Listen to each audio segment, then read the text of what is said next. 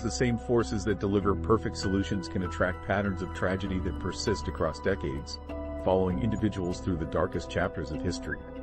Robert Todd Lincoln and the magnet of presidential death. Robert Todd Lincoln discovered how consciousness can magnetize tragedy across decades of impossible coincidences.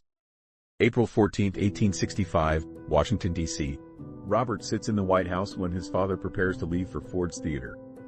The 21-year-old Harvard law student declines his parents' invitation to attend the play. He prefers studying to entertainment. Hours later, John Wilkes Booth's bullet ends Abraham Lincoln's life. Robert rushes to his father's deathbed, becoming the first presidential son to witness his father's assassination aftermath. 16 years pass. July 2, 1881, Washington, D.C. Secretary of War Robert Todd Lincoln arrives at Baltimore and Potomac Railroad station to meet President James Garfield. They plan to travel together to Williams College for Lincoln's Harvard class reunion. Charles Guiteau steps from the crowd and fires 2 shots into Garfield's back. Lincoln kneels beside the wounded president as blood pools on the station floor. Garfield dies 11 weeks later from his injuries. 20 years later, September 6, 1901, Buffalo, New York. Robert Todd Lincoln attends the Pan American Exposition as a guest speaker. President William McKinley invites him to the exposition's Temple of Music for a public reception. Leon Czolgosz approaches McKinley in the receiving line. 2 shots ring out. McKinley collapses. Lincoln watches another president die from assassination wounds. 3 presidents, 3 assassinations. 1 witness to all of them. The pattern haunts Robert Lincoln for the remainder of his life. He refuses invitations to presidential events, fearing his presence brings death to commanders-in-chief. When President Warren Harding invites him to the White House in 1922, Lincoln declines.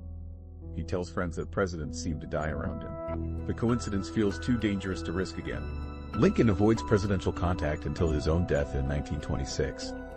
The synchronicities surrounding Robert Lincoln extend beyond presidential assassinations. In 1864, months before his father's death, Robert falls onto train tracks at Jersey City Station. A stranger grabs his coat and pulls him to safety. The rescuer introduces himself as Edwin Booth, America's most famous actor. Edwin's brother John Wilkes Booth will murder Robert's father 6 months later.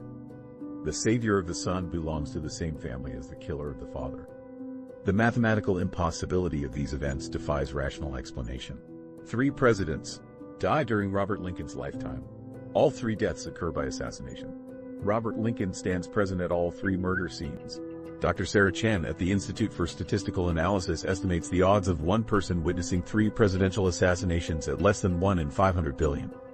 The Edwin Booth rescue adds another layer of impossibility that mathematics cannot explain through random chance.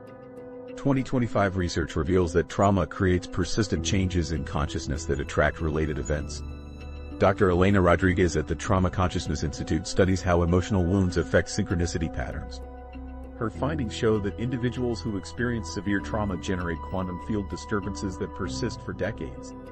The trauma consciousness creates attractors for similar events through mechanisms that operate below conscious awareness. Rodriguez monitors brainwave patterns in trauma survivors using advanced EEG equipment. Her measurements reveal that people who witness violent deaths maintain altered neural oscillations that never return to baseline levels. The brainwave changes create quantum coherence patterns that interact with probability fields surrounding similar events. Trauma survivors unconsciously tune their consciousness to frequencies that resonate with the type of trauma they experienced. Robert Lincoln's presence at his father's assassination created neural imprinting that changed his consciousness permanently. The trauma generated specific brainwave signatures that resonated with presidential assassination energy patterns. His altered neural state unconsciously attracted him towards similar events through quantum entanglement effects that drew assassination scenarios into his experience field.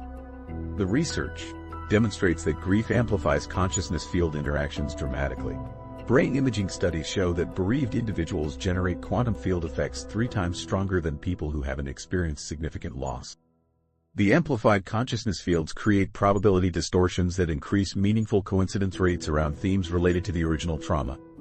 2025 data from the Global Synchronicity Database confirms that trauma survivors experience synchronicities at rates 400% above normal population averages. The elevated synchronicity patterns cluster around themes related to the original traumatic experience. Robert Lincoln's case represents the most extreme documented example of trauma-related synchronicity attraction. His neural imprinting from presidential assassination created consciousness field patterns that drew him toward identical scenarios repeatedly. The implications extend beyond individual psychology into generational inheritance patterns. Dr. Michael Torres at the Epigenetic Consciousness Laboratory studies how traumatic experiences affect descendants of trauma survivors. His 2025 research reveals that trauma creates epigenetic changes that pass to children and grandchildren through consciousness field imprinting mechanisms. Robert Lincoln's descendants report elevated synchronicity rates across multiple generations, suggesting that consciousness carries traumatic patterns across family lines through quantum field mechanisms. These discoveries about trauma and consciousness reveal the dark side of reality's responsiveness to human awareness. But the same quantum mechanisms that attract tragedy can potentially be redirected toward healing. If consciousness can magnetize disaster across decades, perhaps focused intention might also restore what trauma has damaged. Dr.